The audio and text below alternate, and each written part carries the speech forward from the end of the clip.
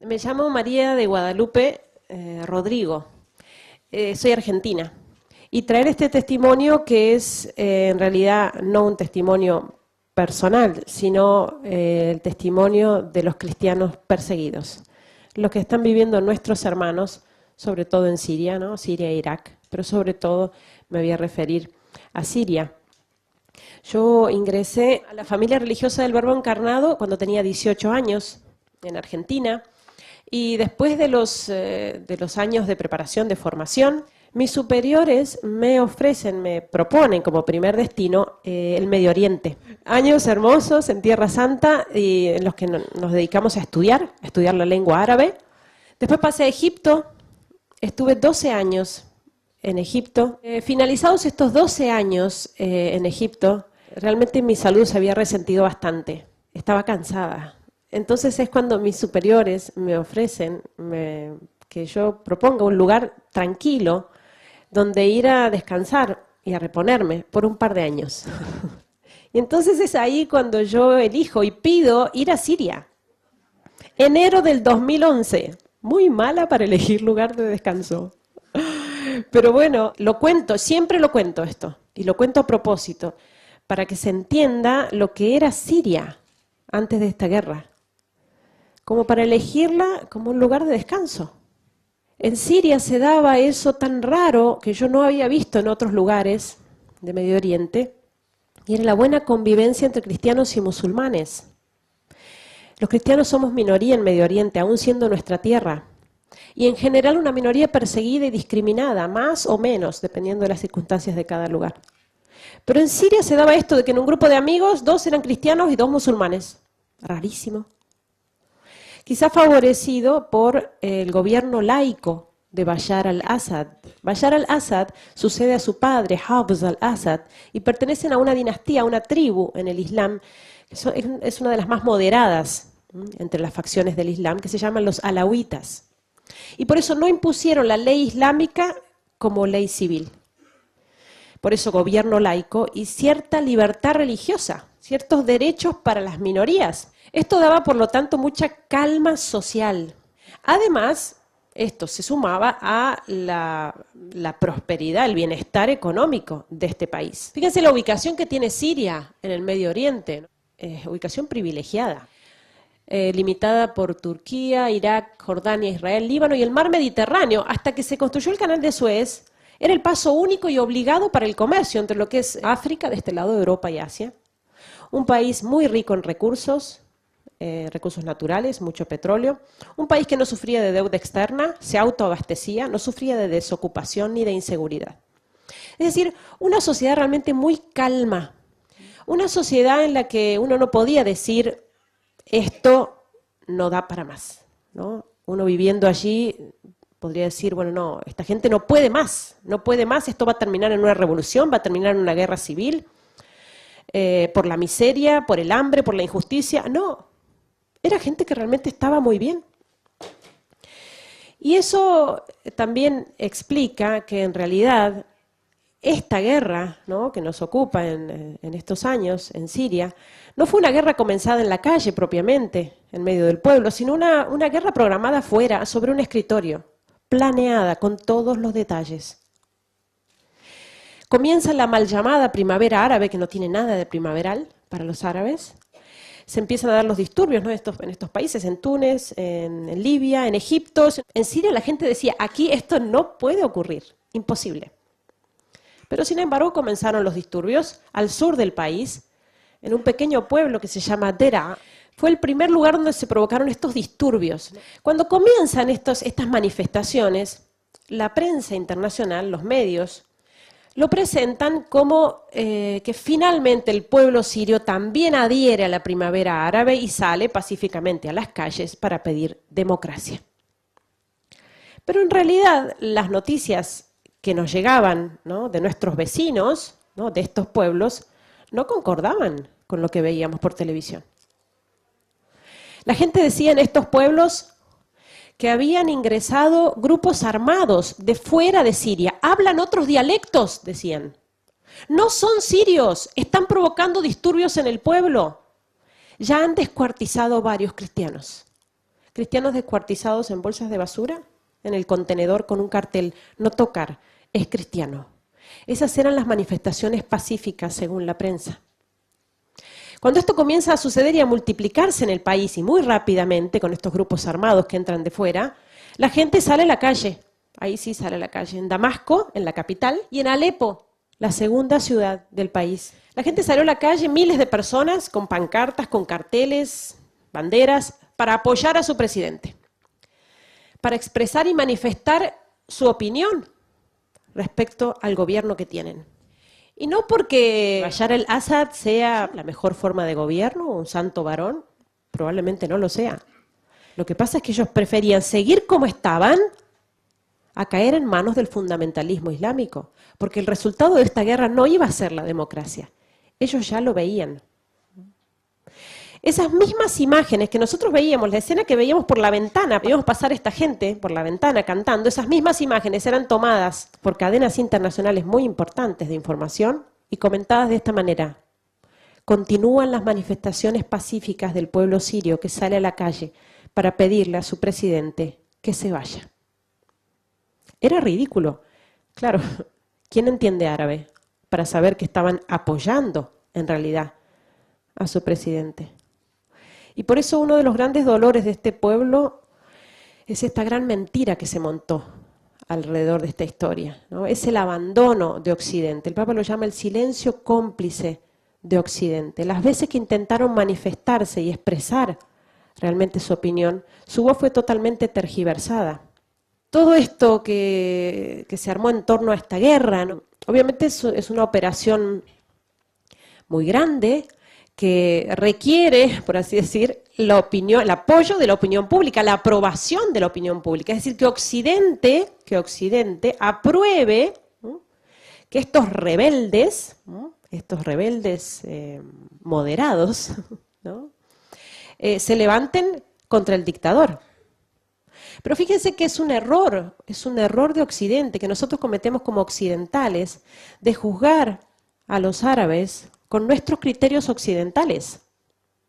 Y entonces vivimos nuestras democracias y pretendemos imponerlas a los demás, exportar nuestras democracias a estos pueblos, cuando en realidad ellos llevan decenas de años viviendo de esta manera, han vivido bien y se los aseguro, en Alepo, el nivel de vida que había, la gente no era que estaba envidiando las democracias o pseudodemocracias occidentales.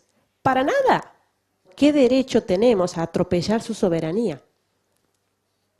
Alepo, aun cuando es la segunda ciudad del país, es prácticamente la más importante. Ahí es el corazón financiero del país. De hecho, Alepo todavía no ha sido tomada, ¿no?, por los grupos fundamentalistas. El día que sea tomada, Dios no lo permita, pero el día que sea tomada, definitivamente cae el gobierno y desaparece la presencia cristiana del país porque se impone la ley islámica. Alepo, una ciudad de 5 millones de habitantes, una ciudad muy próspera, de clase empresarial, gente de clase media, alta. Una ciudad que además era famosa en el Medio Oriente por ser una ciudad tan occidentalizada, tan próspera, tan pintoresca, una ciudad milenaria. Además famosa por sus grandes fiestas, sus eventos sociales, incluso sus excesos en la vida social. Gente que lo último que se esperaba era encontrar sus barrios, ¿no?, la hermosa ciudad de Alepo, convertida en una pila de escombros. Porque con la llegada de los terroristas de estos grupos, que fue de un día para el otro, varios barrios, sobre todo de la periferia, quedaron en este estado. Lo que hicieron estos grupos armados fue rodear la ciudad. Rodearon la ciudad y la sitiaron. Es decir, bloquearon completamente una ciudad de 5 millones de habitantes. Aun cuando el Ejército Nacional intentó retomar el control de las rutas de acceso, no lo logró hasta pasado un año.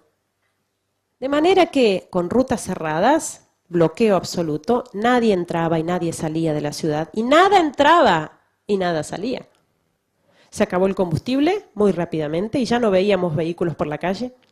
Se acabó el gas. Ahora, actualmente, la ciudad de Alepo lleva 50 días sin electricidad. El agua llega una vez por semana o cada 10 días, llega por unas horas. Pero en ese tiempo del bloqueo, ese año, fue terrible por el tema de los alimentos. Todo lo que es alimentos perecederos, fruta, verdura, carne, todo eso entra del campo. Se acabó rápidamente. Y estuvimos sobreviviendo como pudimos. 5 millones de personas. La gente decía, nos están dejando morir de hambre y de sed, mientras el mundo no lo sabe. Porque Alepo nunca fue noticia en ese año y medio. Y estamos en la era de las comunicaciones, ¿eh? Todo se sabe. WhatsApp acá y llega a la China en 2 segundos. ¿Cómo se hace? ¿Cómo se hace para mantener en secreto a todo el resto del mundo de que una ciudad como Alepo, de 5 millones de habitantes, está bloqueada sin insumos durante más de un año? No son cosas casuales, son cosas que se planean.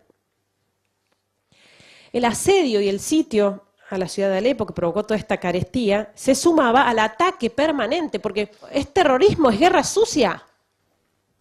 No, esto es guerra en plena ciudad.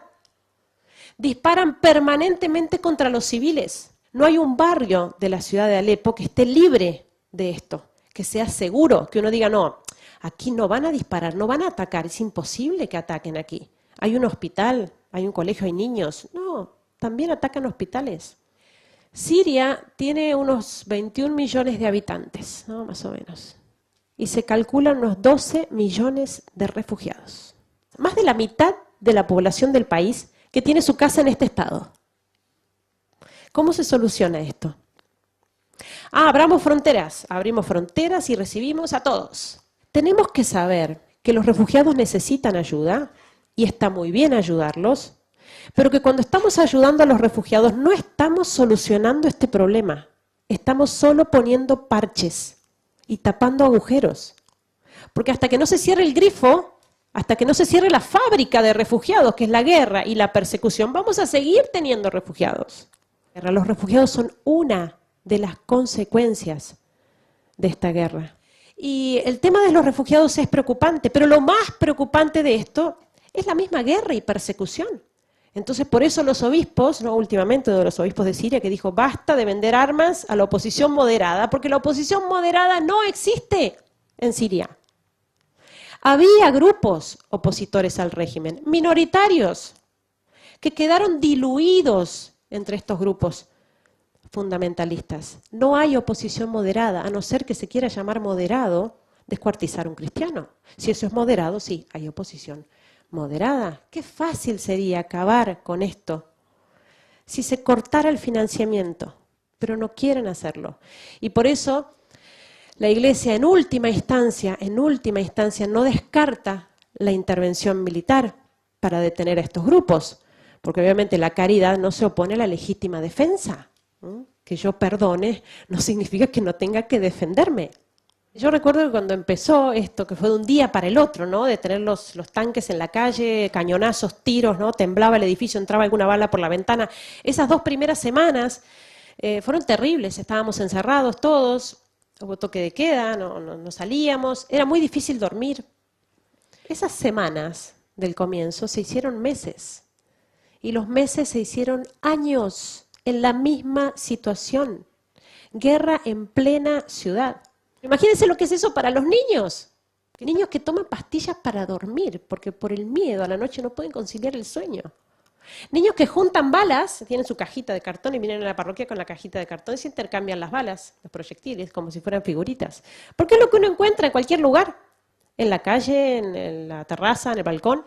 Y el ataque con proyectiles, que es lo más frecuente en cuanto a armas que están utilizando los terroristas, son estos proyectiles que caen con tanta frecuencia uno detrás del otro que la gente habla de ellos como de la lluvia. Y se preguntan así, entre los jóvenes, por ejemplo, bueno, ¿cuánto llovieron este fin de semana en tu barrio?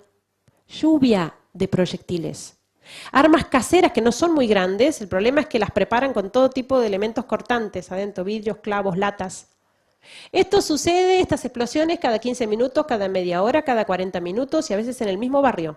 Miren esta mujer, no es de Alepo, es de un pueblo de una ciudad que se llama Raqqa, es prácticamente la capital del califato que pretenden instaurar los del Estado Islámico, y allí los cristianos fueron asesinados cruelmente. pongo esta foto por poner de lo más suave, esta mujer cristiana atada a la columna para que todo el que pase la golpee hasta que ella pida convertirse al Islam y reniegue de Jesucristo y de su fe. Y no lo pide. Y como digo, es de lo más suave que uno puede mostrar, porque, bueno, lo sabrán por los videos que ellos mismos están difundiendo. Las decapitaciones, que no es que cuando hay video hay decapitaciones todos los días, con video o sin video. Niños enterrados vivos a la vista de sus madres, sepultados vivos por ser cristianos o crucificados. Para darnos una idea, para intentar concientizarnos de lo que está pasando allá, quiero que se imaginen, que supongamos que lo que sucedió en París, ese atentado tan horrible que sucedió en París, que fue un viernes, tratemos de imaginar lo que hubiera sido si esto sucedía también el sábado y el domingo de nuevo en París, y el lunes y el martes y el miércoles. Multipliquen por 4 años. Miren este signo. Es la letra Nun. Es una letra árabe que es la primera letra de la palabra Nasrani, que en árabe significa nazareno. Es así como somos llamados los cristianos, en boca de los musulmanes, sobre todo porque así está escrito en el Corán, ¿no? Los nazarenos, así nos llaman. Y por eso, especialmente estos grupos más extremistas, como el Estado Islámico, cuando van entrando en pueblos, ciudades, barrios, van marcando las casas de los cristianos con la letra Nun. Marcan las casas para identificar las casas de los cristianos donde hay que entrar matando.